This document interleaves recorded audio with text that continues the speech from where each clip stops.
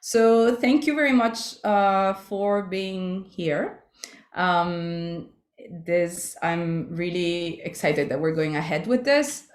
So this panel will talk about how to include the perspective of children and caregivers to help us reporters work better on migration, which is obviously a major beat or or areas of journalistic coverage if you're not a journalist and you're listening to this.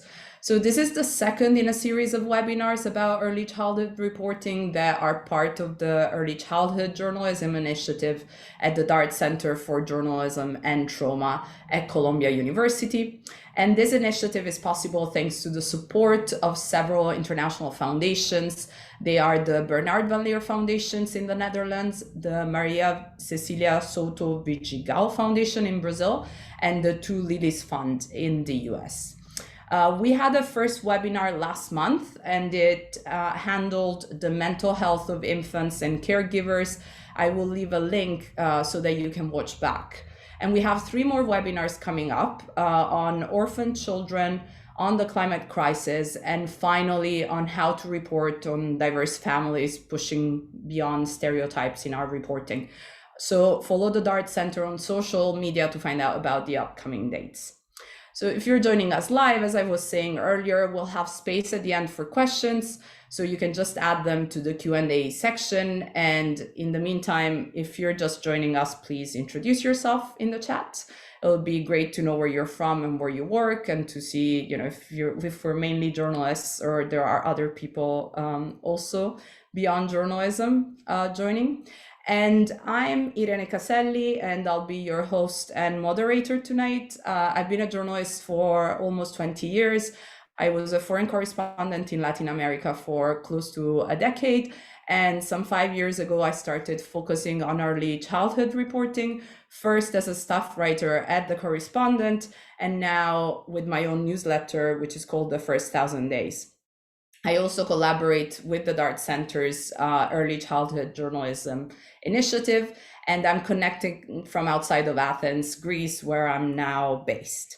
And now to our guests in alphabetical order. We first have Ismail Inache, who's an award-winning journalist and writer who's written for BBC News, The Guardian, The Sunday Times, and The Nation, among many others.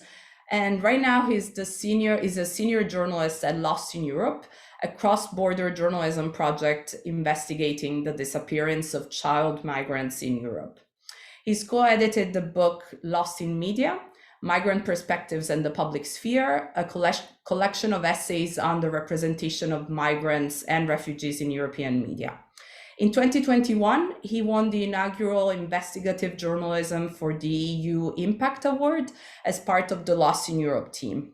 In 2019, he won a Migration Media Award, and in 2020, he was shortlisted for the European Press Prize. He's also an Ockberg Fellow at the Dart Center and is connecting today from Nairobi in Kenya. Hello, Ismail. Then we have Sally Hayden, who's an award-winning journalist and photographer, currently focused on migration, conflict, and humanitarian crisis.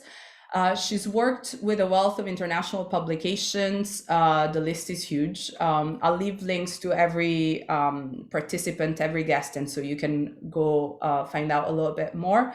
And she's reported from Africa, the Middle East, Europe, and the Americas. Her writing has been translated into 9 languages, and she's appeared as a TV and radio guest. Her first book, My Fourth Time We Drowned, was published in March 2022 and has just won the prestigious Orwell Prize for Political Writing, which was announced just last week.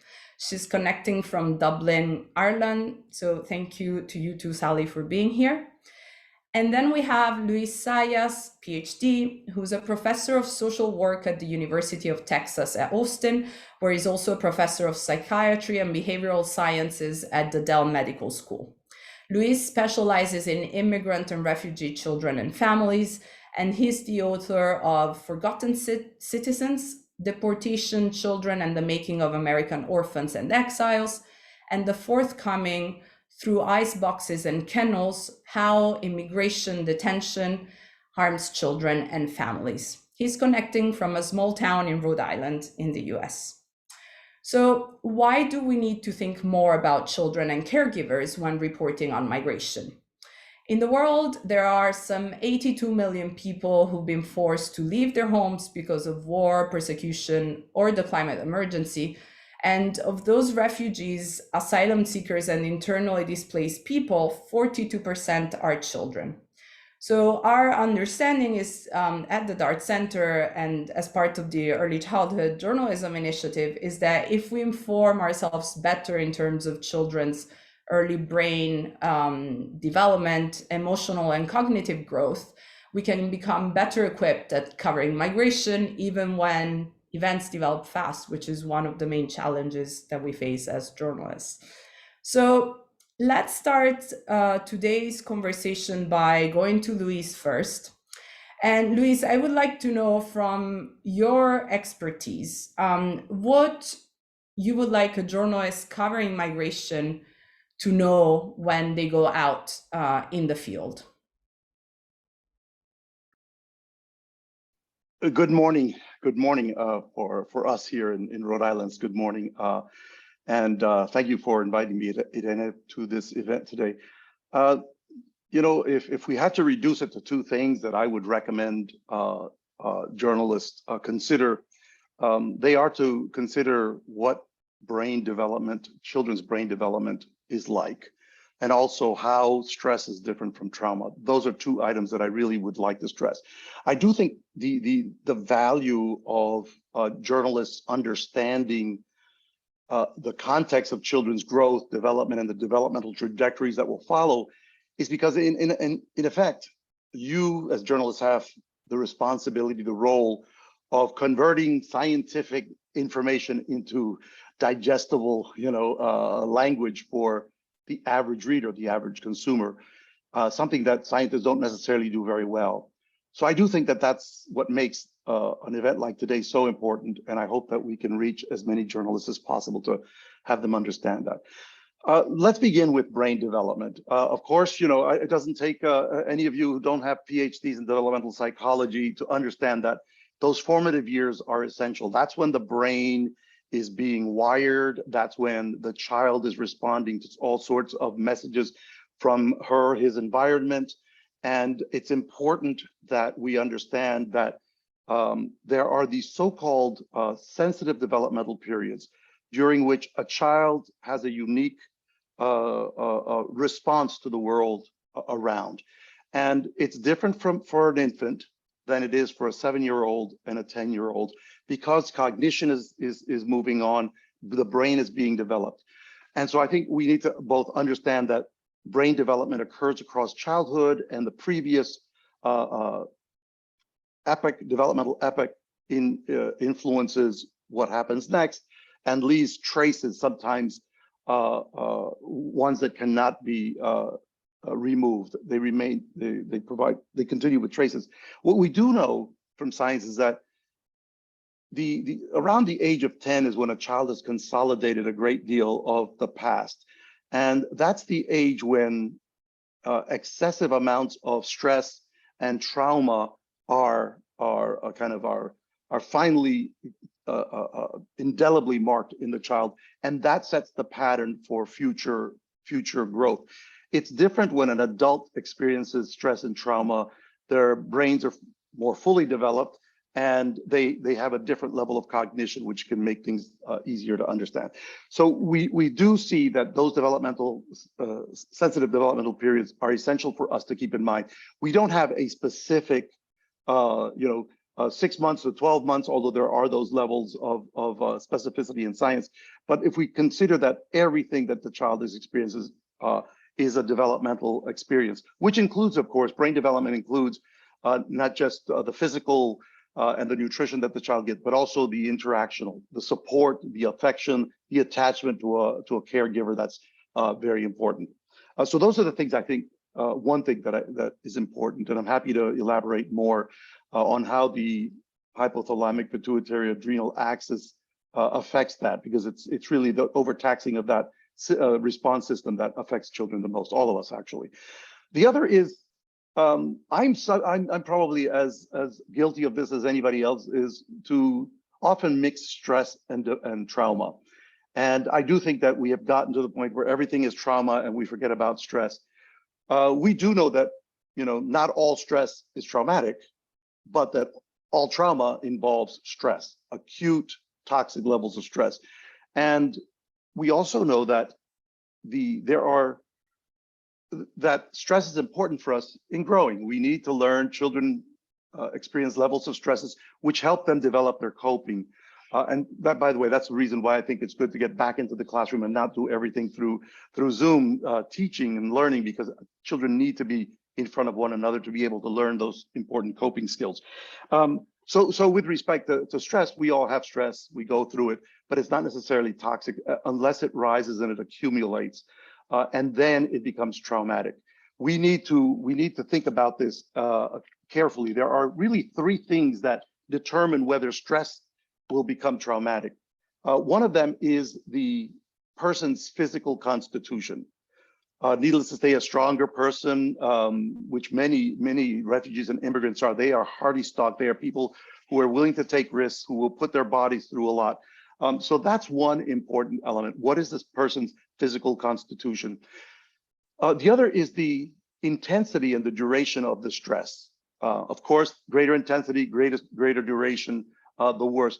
If we have high intensity but few episodes, it will be different than a moderate level of stress ongoing. So those will have different effects on a person. So we've got to consider that into a formula.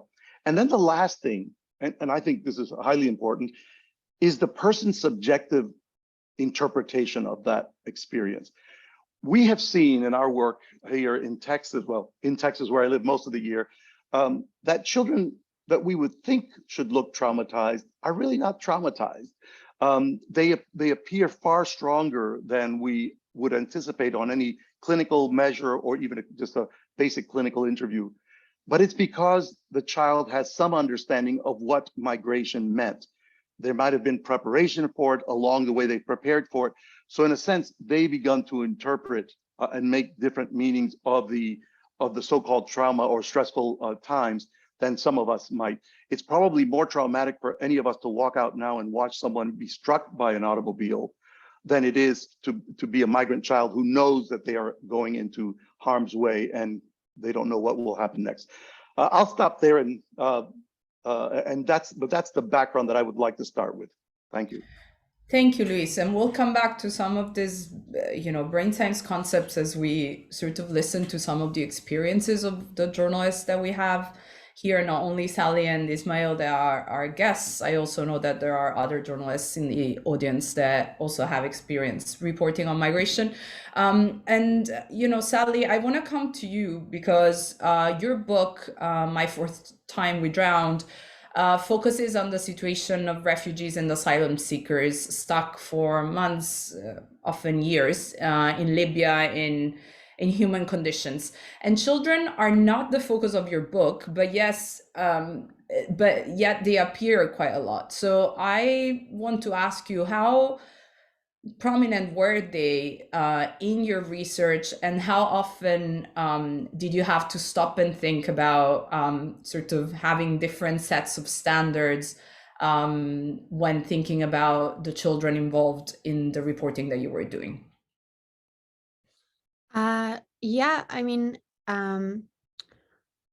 It's an interesting question, actually, because we were having a discussion before this panel just about my reporting on children and the impacts on children. And I was thinking, like, I haven't specifically thought about this. I didn't go out of my way to tell the stories of children, like you said. And actually, I think my book, I focused on the people that I could speak to directly. I wasn't really looking for stories of people who I didn't have direct communication with. And of course, that kind of ruled out kids a lot.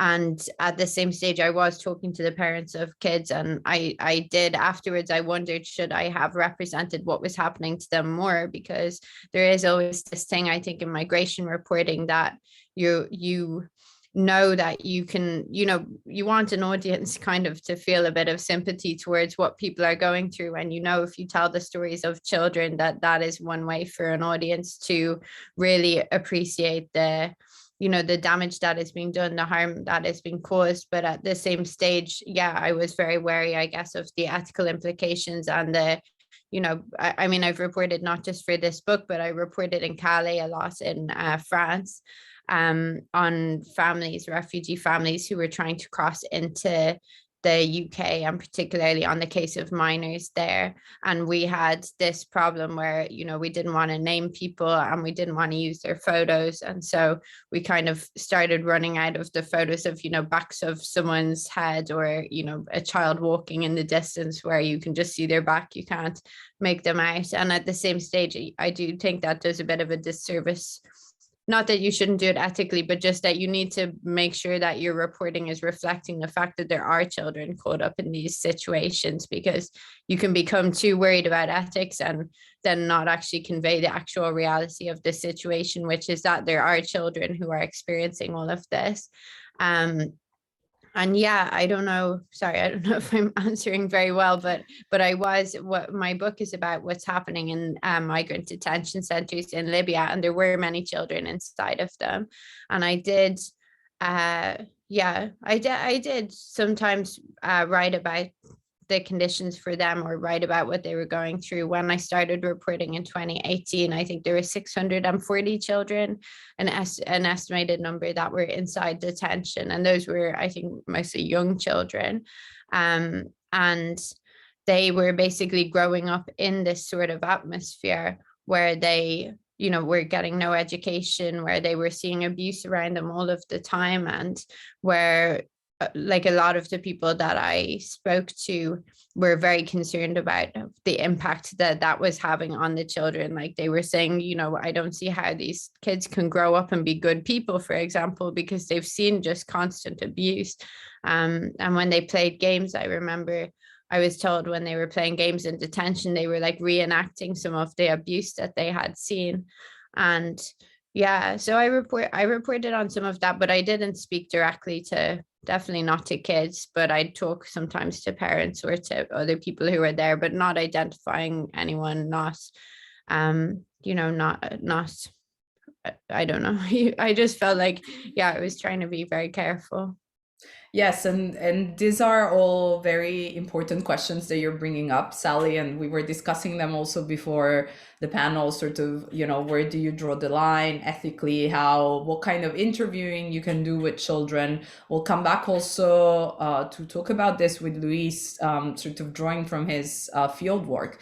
But I want to go to Ismail first, because of course, you've done a lot of reporting on migration more broadly, just like Sally, but your project Lost in Europe focuses on unaccompanied minors, on children, and probably not on on young infants as much. But please tell us about why that was the focus of this special project that you put together, and what the challenges of this project were, considering the subject matter. Yeah, thank you, Irene. And it's really good to be with you all. I hope you can hear me. Evening from Nairobi. I mean, I suppose I have been reporting on migration for many years. Actually my whole career. My first job ever in journalism was at the BBC in radio, and I was a specialist researcher doing stories about migration. So from the very beginning of covering this beat, children have been a big part of my kind of remit, if you like. Now, one thing I should say is often in the kind of reporting I'm doing in Europe, or even in this region in East Africa, but particularly in Europe, one of the questions we come across often is, who's a child? And how do we define the child? Because a lot of the people we interview are 12, 14, 15, 16. As you say, Irene, sorry, they're not under the age of 10, they're usually between, I'd say, 14 to 18. And often, a lot of the reporting I've been doing in Europe, at the border of Europe, people coming through the Mediterranean, they tend to be, say, roughly 15 to 18. And their age is often a huge bone of contention when it comes to their right to asylum in countries like the UK, for example. So I've been very interested in this issue of children and young people, and how they are covered and how they're reported in the media. And I think often, before I come to Lost in Europe, I just want to also make the point that it's also a very political agenda, who's defined as a child and who's not.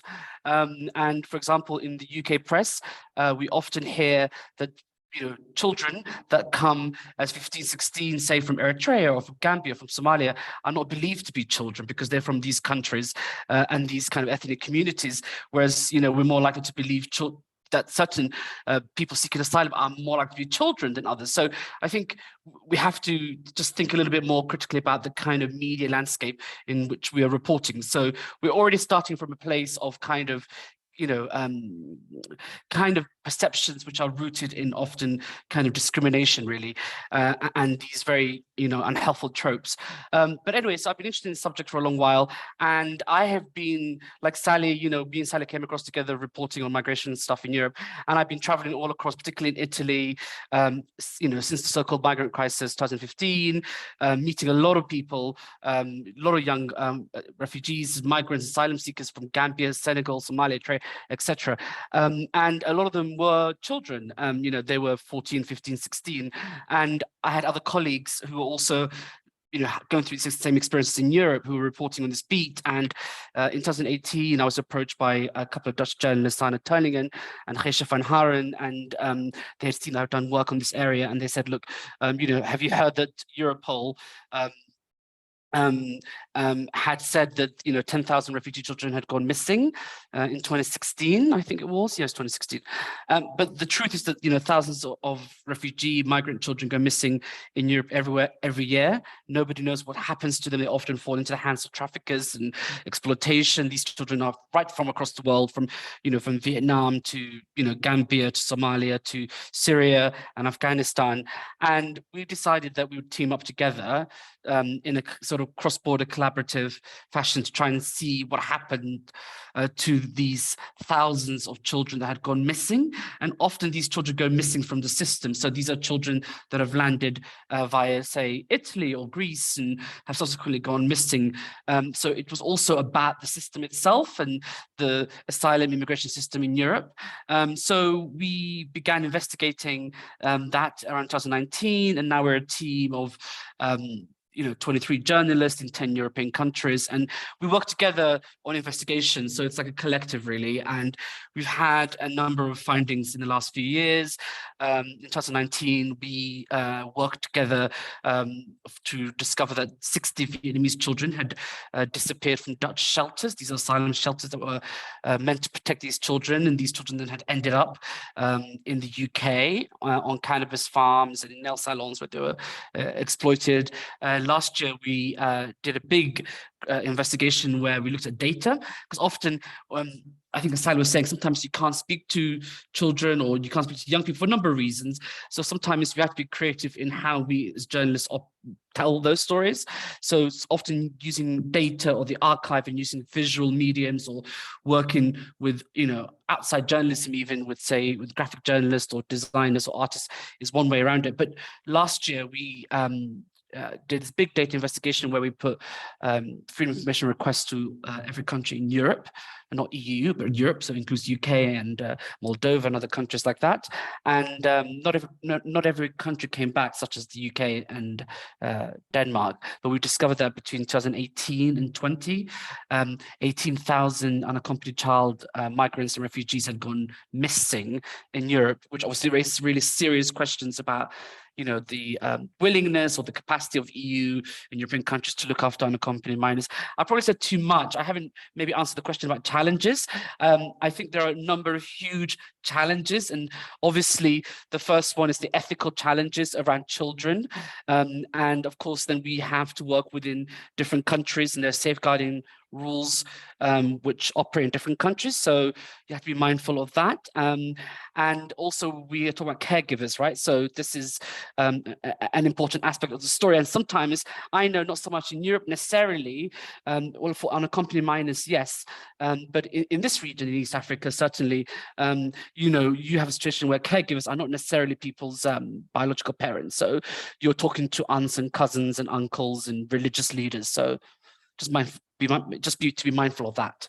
Sorry, I've rambled on, but hopefully I've answered. Thank you, Ismail. That's great. That's great because you gave us loads of you know, ideas for how to continue the conversation. And I think I want to bring it back to Luis and his field work. You know, one of the things that has just come up now immediately from hearing from Sally and Ismail is that one of the big challenges, I guess, of reporting on children, especially on children on the move, and caregivers, is that, you know, for example, the caregivers are not necessarily the biological parents.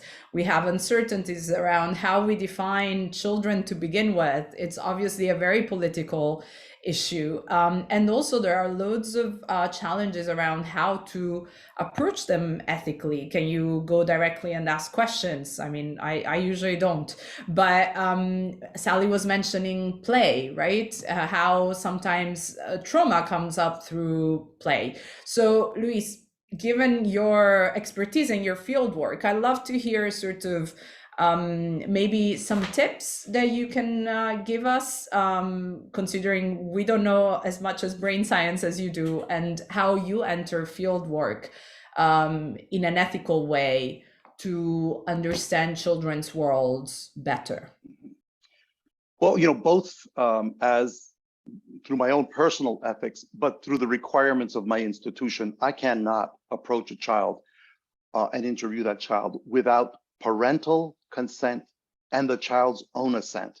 It's not enough for me to get just the parents to go ahead and talk to my child. The child has to be willing to speak. And fortunately, it depends on how one approaches them that will determine how well they, you know, how likely they are to consent. I have to tell you the truth that a few years ago, I became more involved in the field work myself. And I found that my 23, 24, 25, 26-year-old graduate students, women from Latin America, or Latinas in any way, had a better chance of getting a mom to talk to her than an aging scientist. And so it really depends on the circumstances and who's asking. But I do indeed think that we need to be respectful. Now, whether we can tell a story from what we've seen as a, you know, as a child manages with issues, I think that's you know, that's open. You can use that. So, for example, Sally mentioned play, right? So if you're watching a group of children play, you may not be relieving their identity, but you're revealing perhaps how the play or even the drawing, how those things are reflecting what the child has gone through and what we need to do next. So when Sally spoke, it reminded me of a case in Indiana that I was involved in. Mostly the teacher was telling me about it, where one day she turned and she saw her preschool children. So we're talking about 3 to 5 years old, playing, and they were playing leapfrog. Leapfrog, I don't know how international it is, so forgive me, but it's children playing leapfrog over one another. But she noticed that they were all wearing their hoodies and that they all had their hoodies on their heads. And she says, so what are you doing? She said, are you playing leapfrog? She says, yes, we're playing La Migra, which is the Spanish, you know, colloquialism for migration officers. So how is it you're playing La Migra? Well, we're trying to get away, and by wearing our hoodies, La Migra won't know who we are. So that's an observation that I could then report, but it was not that I knew who the children were or with the permission. I mean, they were manifested in a public space. That's the sort of way it is. Or the drawings that kids have done for me in detention centers, where they really, you know, depict what has happened, whether in very kind of stark means or through more symbolic ways about children, things happening to children that is not them, but a child is suffering this, and we can usually ascribe it to them. So I think, those are very important, and these stories are the ones that we have to understand. So, for example, when a child perhaps plays time and again a certain activity that's reminiscent of the detention, the migration experience, even the separation. In our case, we've had those, or the unaccompanied children. The idea is to allow them to play and elaborate on it, because in time, the idea is that they need to abreact that. They need to get that out of their system, so to speak. It doesn't get out of their system alone by just playing. We may need some intervention to help them understand it, so that in time it may not be forgotten, but it will have a less negative impact on their psychological development. But we need to allow them, because we do know that if something is repeated constantly, then we have to worry about what's going on obsessionally and so on. And so I think we can help parents understand that the reason your child is doing this is because of the traumatic and stressful circumstances, and that particular aspect of the play may be. Now I'm speaking to Sally and Ismael. I'm speaking from a Central America to US migration experience. But what happened along the way? Oh, that particular incident was when you were crossing through Guatemala in this particular town. Remember when that man or that woman or those group of men said this to your child or chased you or whatever? That's what that depicts. So it's really crystallizing it to something that actually happened to them. So I'm sorry, did I come close to answering your question, Irene? You did. I could go on with this, did. but specifically it really will depend. So the kids who were playing leapfrog, we're talking about 3 to 5-year-olds. The child who was drawing how he saw his uncle's face disfigured and his teeth protruding from the back of his head once he had been shot by these intruders.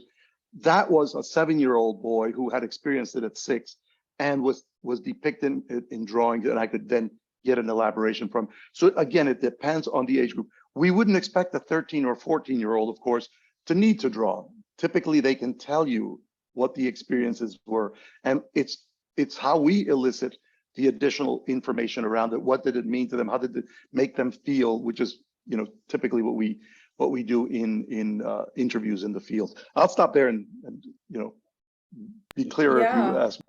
No, absolutely, Luis. I think it's very important, as you say. It's very important to, which I guess we have to do anyways as journalists, just to sort of observe a lot and to ask those questions to understand the context, right? They're playing leapfrog, but it's actually La Migra. They're playing it's a spin of a game that may be universally understood, but has a very specific context. Sally, go for it. Unmute, please. Sorry, I was just going to say, yeah, I guess I also agree that the context is a bit important, isn't it? Because what you said reminded me of, I'm from Ireland, reminded me of when we were kids, we played a game called IRA, where you pretend to be the IRA running away from the police. But I don't think that came from a place of trauma. I think that kids will just take situations they've heard about and turn them into games anyway. But I guess you have to, you have to do an analysis of how they're, I mean, I'm not an expert, but, I wouldn't just want to assume that every child that plays like a slightly inappropriate game is traumatized, No, you're absolutely right, Sally. We shouldn't assume, but in this case, they were playing it out as more from probably what they heard from their parents and what they might have experienced. They were only, as I say, 3 to 5 years old, so even if they had come in with their parents, they're likely not to have seen very much or been able to recognize, because they were infants in effect. But you're right. This is how they played out, and context does create a real part. Let me just say that with respect to context, I grew up. Part of my early years were in Munich, Germany, only about 15 years after the Second World War, and as kids, we drew a lot of war scenes. We spent time drawing, and I remember now, of course, after all my training, I realized what we were doing. We were doing precisely that. We weren't in that case drawing, say, the war in the Pacific. We were talking about the European theater. So it is contextual. You're absolutely right. Yes, and thank you, Sally. I think it's a very, and I think this is also one of the challenges, right? I mean, context, as we keep saying, trauma is a word that we use oftentimes too often. We also have a question from Mariam. We'll come back to this. We'll talk a bit more to Luis about it. It's very hard to just assume that if a child is playing Migra or La Migra or IRA, they're stressed by the context, it's impacted them directly, or they're traumatized by it. But then, of course, there are certain contexts that are obviously more direct than others. So we'll come back to that in a second. But I want to pick up on something else that Luis was mentioning at the beginning, which was the idea of getting consent from both the parents and the children. And that's, again, something that we talk about a lot in journalism. And it's also quite complex because you can explain what you're doing to people, but they may not understand the full repercussions of what your reporting might do. And Ismail, I would like to talk to you. I would like to bring, Sally also to you, but, how do we do informed consent consciously? And how do we get it right? Yeah, I think that's a huge challenge in journalism, but particularly in journalism when it comes to coverage of migration and refugees, because it's obviously a beat which is so imbued with so much ethical challenges, in which you're interviewing people that are going through extraordinary experiences. So I think the first step that I always engage in, now, of course, this will depend on where you are and the context you're in, but it is to really think about the context in which you're in. And, remember, you're interviewing not a president or a politician or a police officer. You're interviewing an unaccompanied minor in Italy, or you're interviewing a Somali refugee woman, who's living in Dadaab in Kenya, or you're interviewing a young Gambian who's ended up like in the UK, or somebody in Cali. Wherever context you're in, first of all, it's important just to have that frame. I think, we're interviewing not the powerful, so we need more we need more sensitivity in the approach we take. I think we need more time. And one of the first things that I always do is just be clear about who you are, because often people don't know. If you're, say if you're in a refugee camp or in internally displaced camp, or you're in a hotspot in Europe where there are a lot of refugees and migrants, why should somebody know the difference between you and an aid worker or a psychologist or a police officer even? So we have to first be just very clear and just tell somebody who you are. It depends if you're going through a charity, through church or mosque, or directly you're interviewing an individual. But the first thing is just describe your role as a journalist. Explain, if you can, what your story is about, or show them examples. Now, this depends, again, if you're doing breaking story or if you're doing features. I'm speaking from the perspective of doing investigative, feature-based kind of news stories, where I have more time, and the way I approach things, that I develop trust. I try to get trust, because remember, trust is never, you earn it. It's not just given. And I think often a lot of journalists, unfortunately, a lot of the news industry, when it comes to migration coverage, people just go in somewhere and expect that someone's just going to open up their story. Why should somebody just tell you the experiences? I mean, for example, a few months back, I was training some journalists in Myanmar, and there was a photojournalist in that session who was talking to us, and they were talking about the experiences of interviewing people in places where their homes have been ransacked by the military, or where they've had trauma. Now, if you're talking to a young refugee who's just landed off a boat that'd been rescued in the Mediterranean, they're in Catania in Sicily, are you gonna, bring your mic and say to them, tell me, what was your experience like?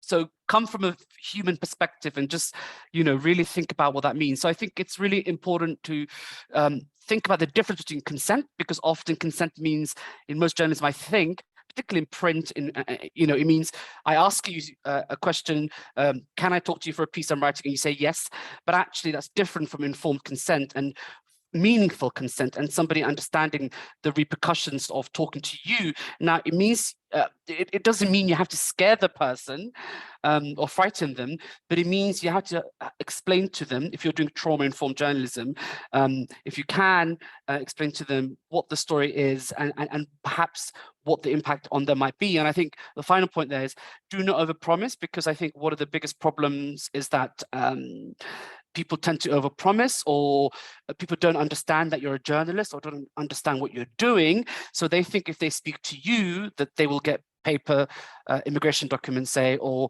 somehow that will help their case with the authorities. So you have to be very clear. And I often just say something really simple like, you know, once I've got through all the steps and I'm in front of the person, I say something like, you know, thank you for agreeing to speak to me, but I just want to tell you that speaking to me as a journalist might not change your situation. It probably will not affect you in any positive ways. But beyond that, you sharing your story as an unaccompanied minor or as a person living in a refugee camp might allow audiences to understand this experience better. So perhaps politicians can make different choices. Now, you can sum that up in a neater way to say it in the context in which you're in, but I think this point of getting consent, explaining what you're doing is huge in migration coverage, and it's even more challenging when it comes to children and young people, and particularly in situations where the caregivers aren't there. And, you know, I find that particularly it's a real challenge in certain regions of the world. So I'm speaking really from this region of East Africa, but also the Mediterranean. But particularly in this region, I think, you know, often journalists who are foreign get away with a lot more because they just turn up and they'll speak to somebody. And, you know, I won't name somebody, but I had a recent example some years ago of somebody, you know, publishing a story with quite a harrowing image, and you know, a mutual colleague asked the person how they got the consent, and they said, oh, well, I spoke to the grandmother. So, you know, and they hadn't spoken to the child, and the child didn't speak English. So it's a bit more complicated in certain contexts. I've said too much, but hopefully that. Thank you. Sally, did you want to add something? Because I also want to ask you then something about publishing images, since Sure. Ismail was bringing it up. Yeah, sure. I mean, I guess I'd agree with everything he said. I do think that it's a bit it can get a bit complicated, particularly if you're trying to explain the consequences. One thing I've learned from my reporting is you can't always anticipate all the consequences. And I mean, of course, you can try, but you know, just for a very short example, I did a story about an investigation about corruption within the UN Refugee Agency in Sudan, and the resettlement program. And that was like related to refugee resettlement. I interviewed a lot of refugees for that. I didn't name any except for one who actually wanted to be named, but the result of the investigation was that the resettlement program ended up getting suspended.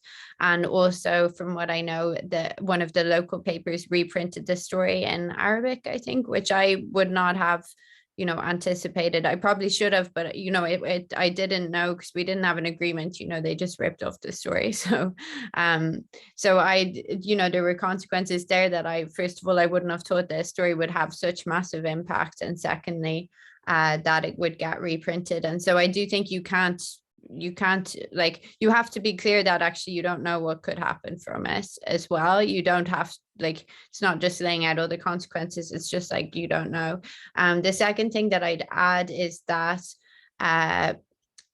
in terms of names, I've come under a lot of pressure from editors to name people, because I know that there's a belief that if people are named, that means that the story is more likely to be true and it's more believable and all of this. But honestly, I have felt that when it's different, of course, when it's a powerful person, but when it's somebody who's like in transit, or, you know, in a very vulnerable situation, actually, I would much rather not name them unless they really want to be named for some particular reason. And I just think that that's, again, I can't anticipate all the consequences of them being named in this specific story. You know, it might be that their asylum case comes up years later and somebody searches their name and finds something, and it's, you know, might be that not that I would make a mistake consciously, or that they might have told a small mistruth or something like this. I just don't think that it's for me to take that, like, you're protecting yourself as well in a certain way.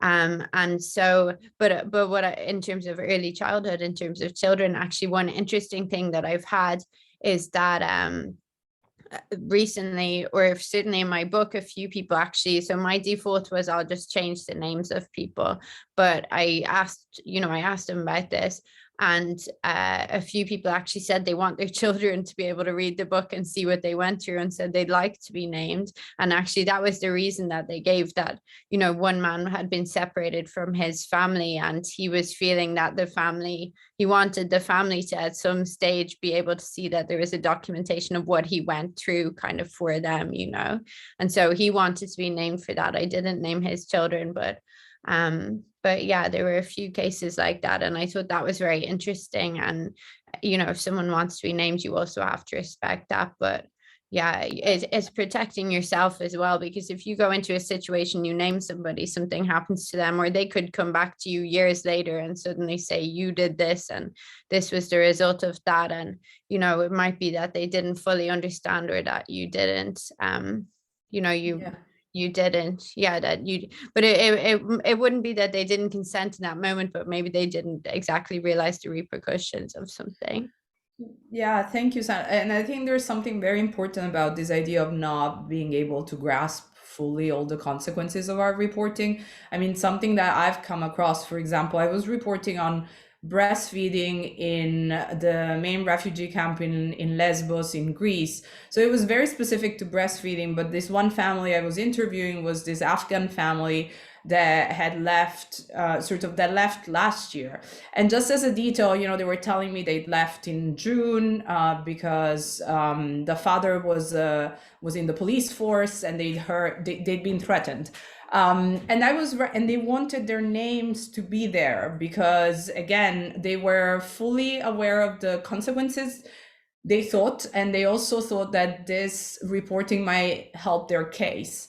What's interesting is that I think as we were doing the interview, we didn't realize, they told me when they had left, and I wrote it in the story, which is, again, a story about breastfeeding. And then I passed it through them before publishing it. And they asked me, can you please take out the date of when we left? Because it may impact our asylum application if it says that we left before the Taliban takeover, which was in August. And that, to me, I mean, that is a completely useless detail for my story, really. I mean, for the purpose of what I'm reporting on, but for them, it may really make a real difference. And that's something that, from our brains of journalists removed from their case, with all the good intentions, we might not be able to see the full extent of our consequences. So I think this is very important. Thank you for bringing it up. I wanna, there's actually a couple of questions in the audience that I think may be interesting. Krina, I know you raised your hand, you put a question here, but do you want to ask it directly? Right, so the question is separate from my handwriting. I think it was in 2006 when I arrived in London as a student, and I attended a Q&A with a photography show at Amnesty International, and the photographer was showing child soldiers and so on. And I raised my hand and I said, hey, you've published the faces of those children in UK. That's illegal, especially without the consent of their parents. Have you had any consent? And he looked at me and he raised his shoulder. He said, they're not British. And that really pissed me off, to put it mildly. But nobody in the whole amphitheater raised any issue about these children having their faces all over international media, such as The Guardian Independent. And I wonder, what's your approach to protecting vulnerable individuals? Thank you so very much. Thank you so much for that. Sally, I know we've had a conversation about sort of deciding what to do with pictures. If you guys want to take this quickly, Sally and Ismail, then we'll come back to something for Luis. Yeah, sure. I mean, I think it's there's a very big ongoing debate, particularly regarding like NGOs right now. I think MSF is in a bit of trouble for how they've allowed photos being taken in Congo.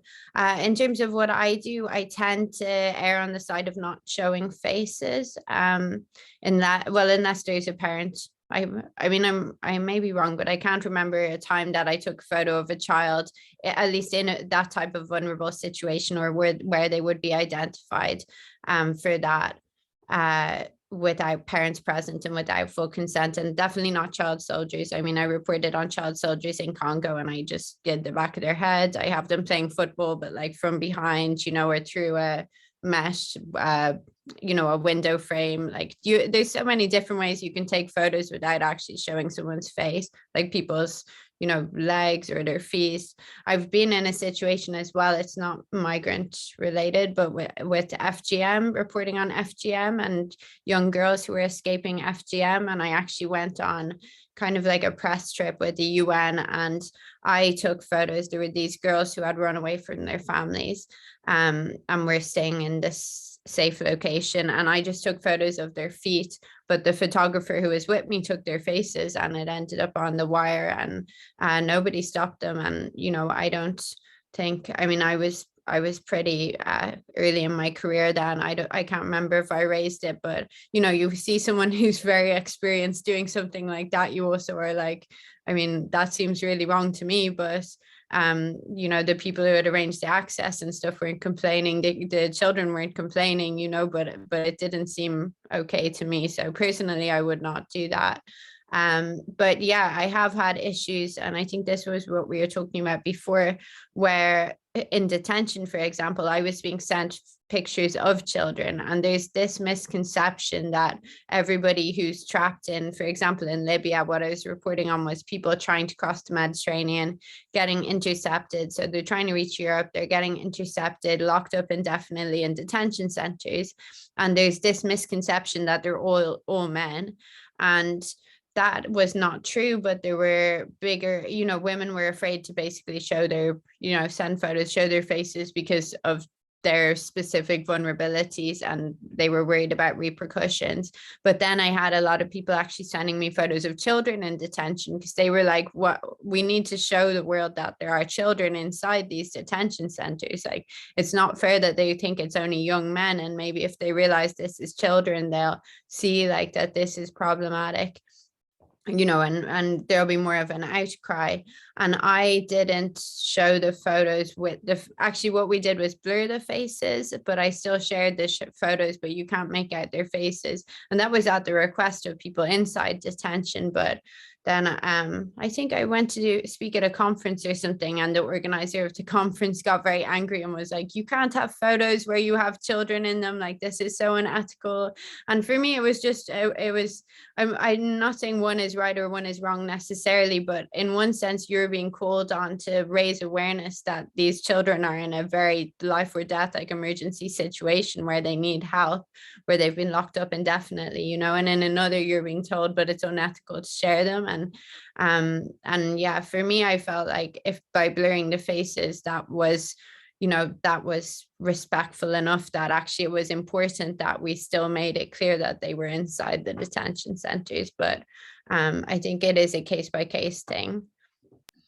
Thank you, Sally. Ismail, anything to add about images?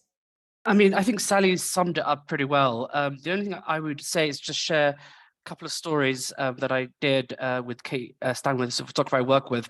Like Sally was saying, I think there are a number of ways in which you can, you know, take images without revealing children's faces. And I think also one thing I could add is to, when you're covering, you know, telling migration stories about children and young people, images is always a huge part of it. And of course, for a number of reasons, we can't and should not show faces of children and young people.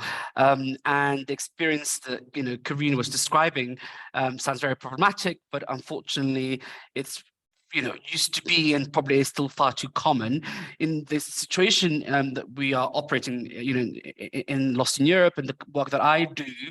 This issue comes up often, and I think, you know, you have to think of other ways to tell these stories without showing images. And also sometimes, you'll get pressure from newspapers and magazines who will say, well, why can't we show their faces? And you have to try to explain to them.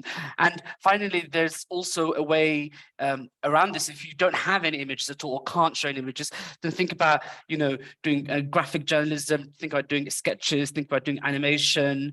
There's lots of ways you can tell stories, and there's lots of really amazing, great examples out there of, journalism, which actually doesn't show anybody's faces, and, where we get the humanity. And I think sometimes the idea is that we need to see an image of a child for us to care or for us to connect with the story. And actually, that's not the case. There are lots of ways around that. And the example I just sent is just a really brief little story.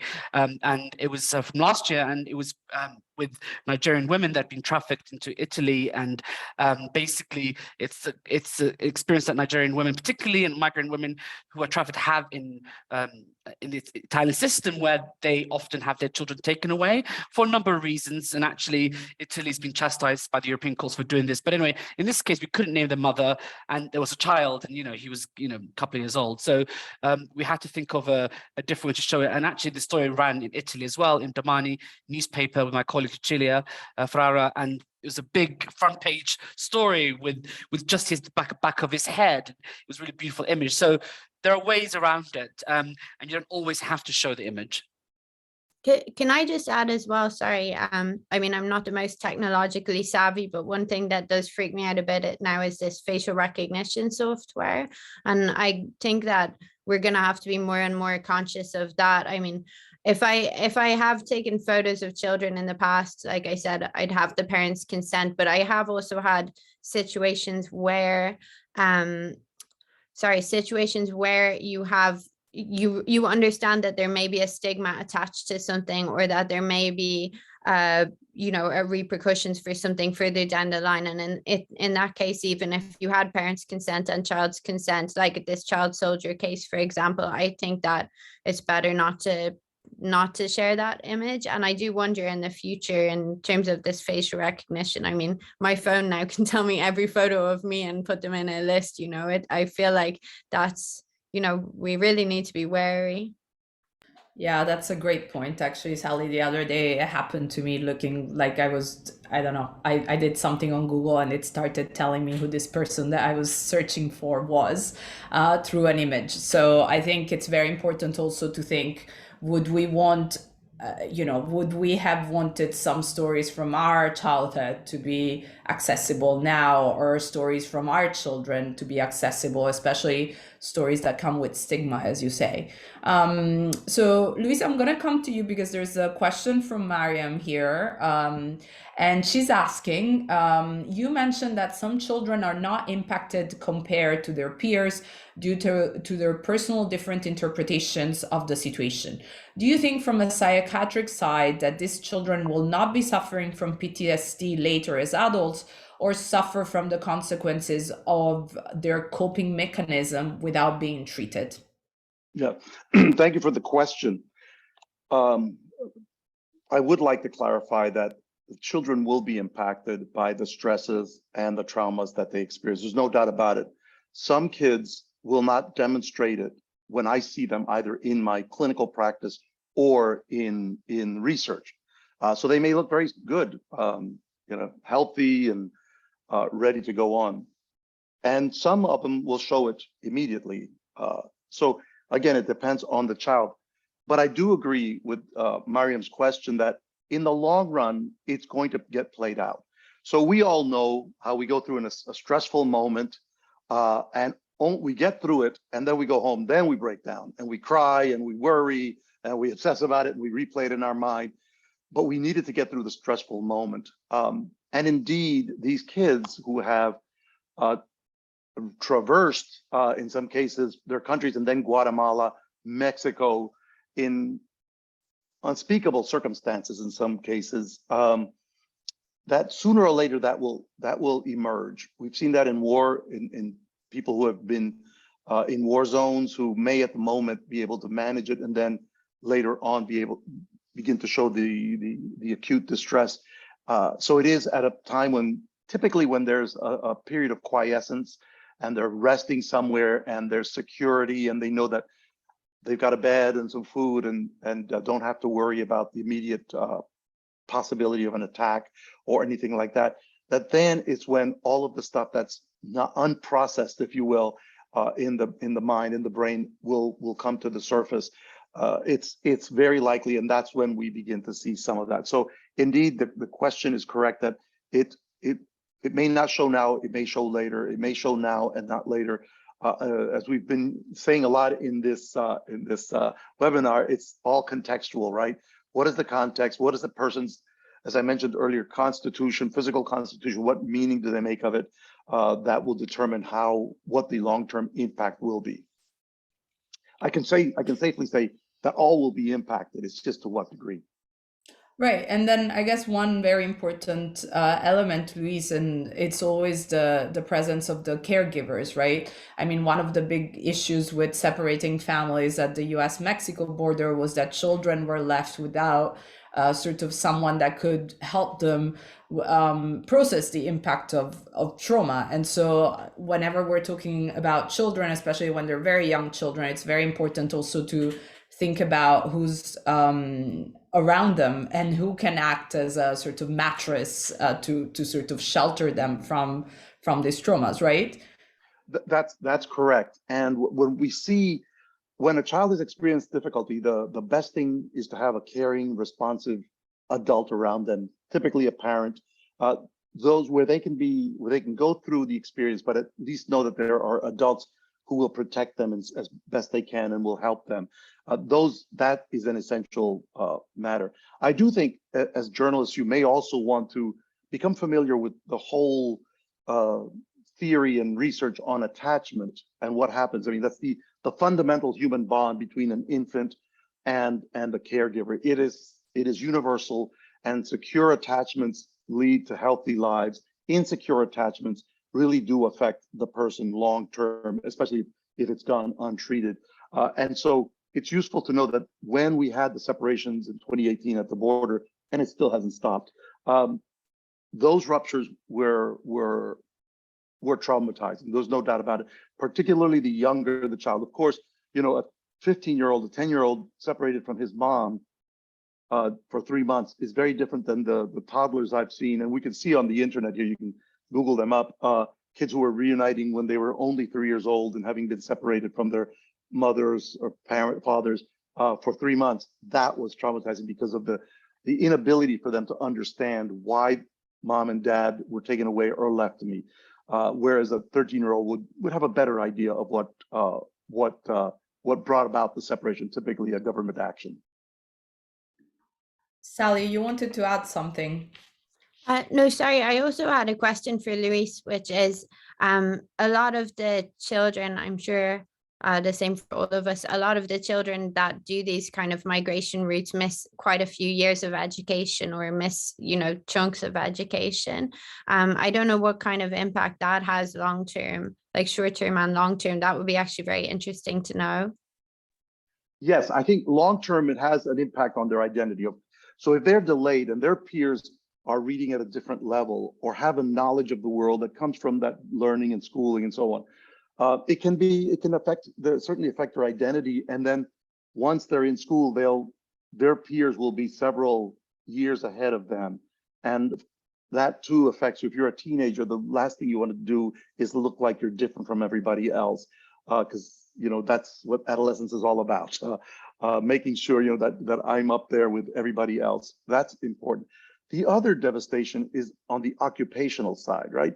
The delay in education may mean that any potential that the child had for more achievement, because they would have had nothing happen, they might have been gone on to either a trade and learned it, become an apprentice, or gone into college, and now they may not be able to do the apprenticeship or the college, and they are working at well below their aptitude or their abilities because they have no choice. And so in the long run, yes, it also sets up a situation where upward or social mobility, economic mobility is stifled.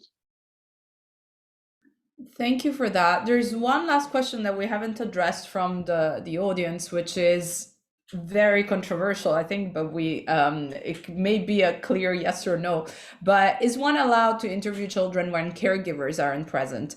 I'm saying it's controversial because, of course, there aren't always caregivers present.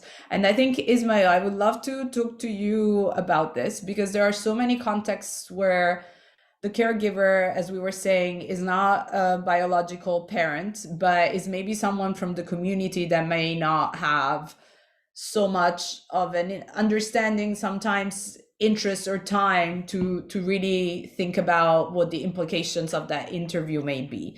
Let me give this to you, Ismail. Thank you. I think that is a tough challenge, but in short, my hunch would be no. But the cases, I mean, it depends. What type, you say children. So my first question, my first point is how old are the children, right? So we're talking children that are 5 years old or 10 or 12, 14, because if in my case, I don't interview children that young, so I don't have experience of that. But the children I interview are like 14 and 15 at the youngest, but generally 15, 16. So they're teenagers. They're still children, of course, but they're teenagers. And again, what I would say is think about and in most cases, nearly all the cases, none of their caregivers are there. So the first thing is to get consent and be transparent about who you are. Really try to make sure that they understand what they might, not necessarily the consequences. I think Sally made a really good point about that. You might not know what the consequences of stories that you do might be. That's not what I mean so much. What I mean is that they understand that you're there as a journalist, that you're doing a story. One thing I find really helpful, because I keep going back to the same places often to do my reporting, is that I often print out articles that I've written, or I try to engage with people and try to show them the kind of work that I do, and say, I work in this way as a journalist and in more trauma-informed approach. So I think the first thing is to really think about getting consent and explaining what you're doing and paying attention to the environment and the conditions in which this young person is in. I see Luis's hand is up, so I'll give it to him. But it's complicated, but I think it depends on very much the context that you're describing.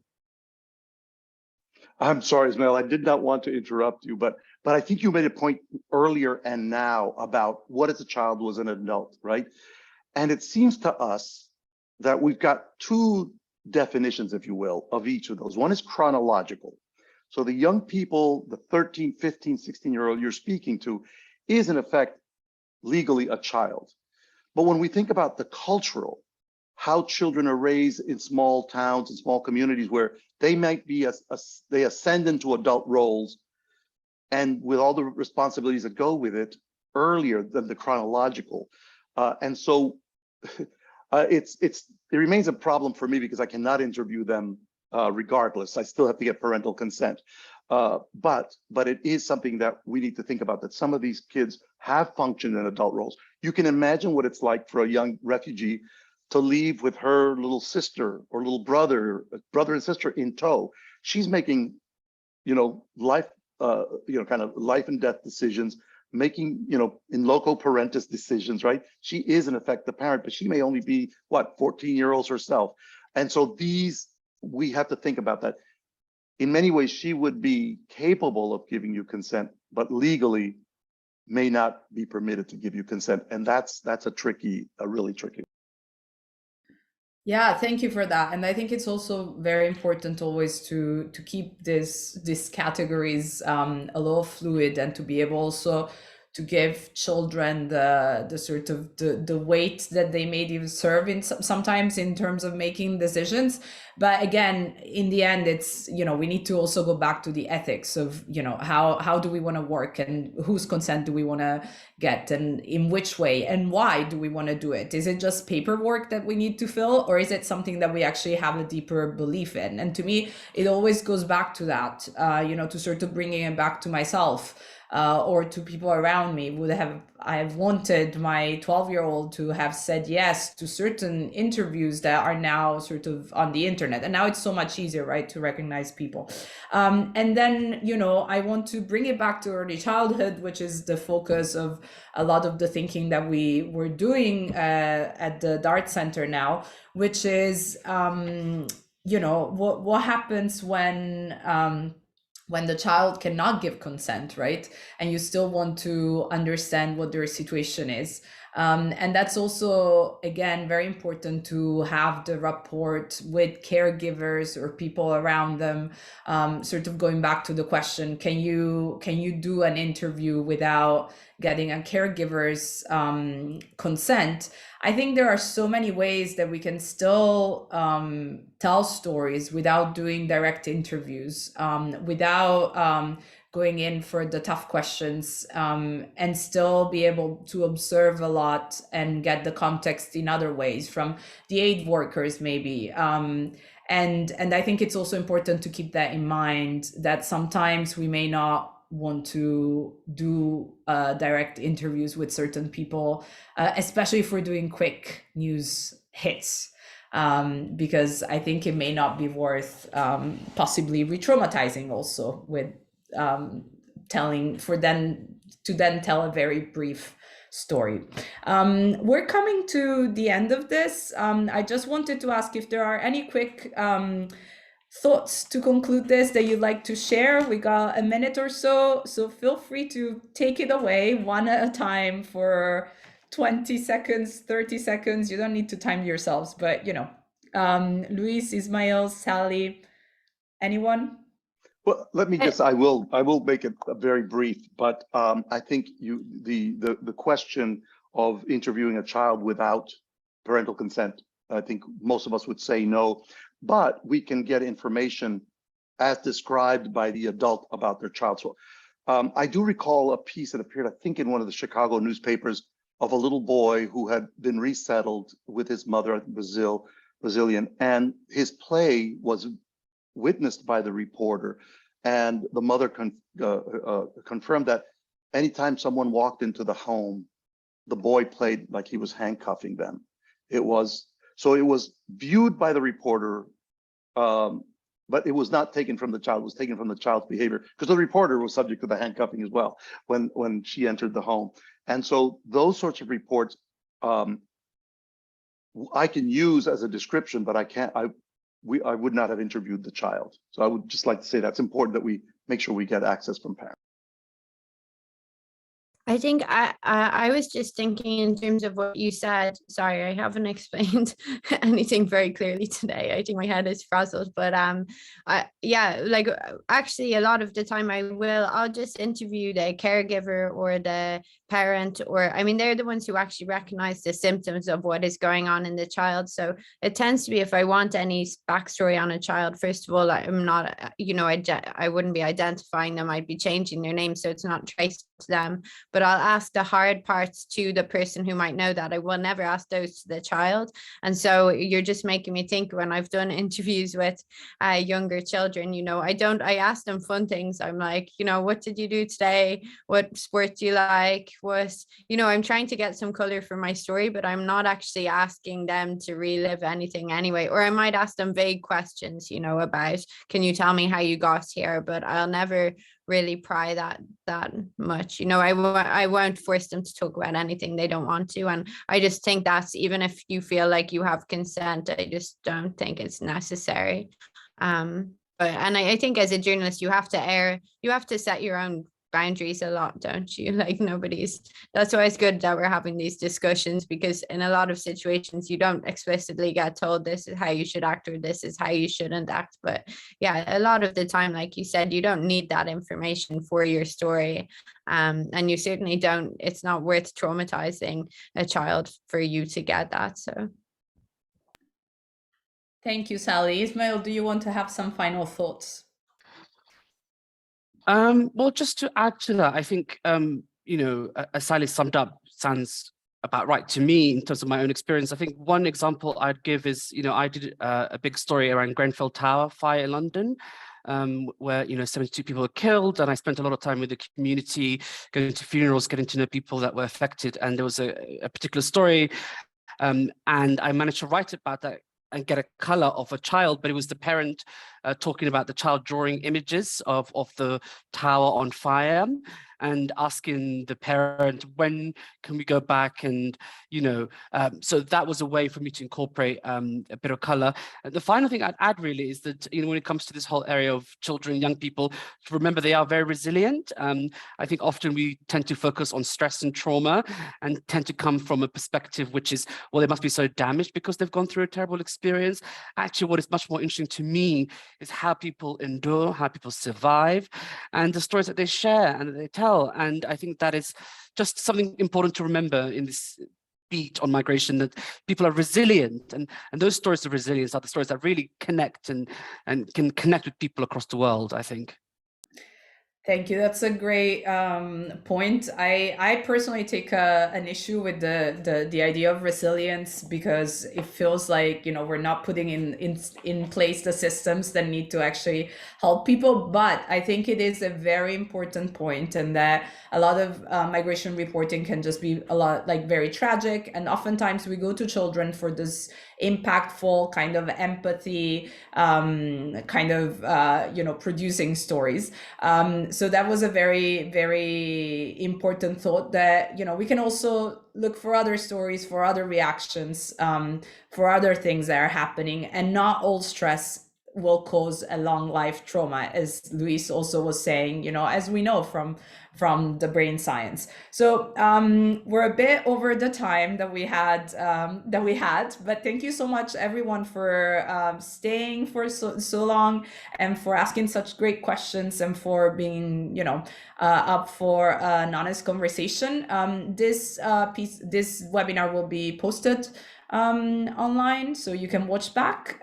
So just follow us on social, and thank you so much for a great conversation.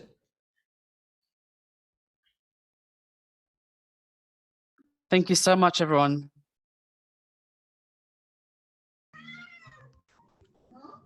Thank you, guys.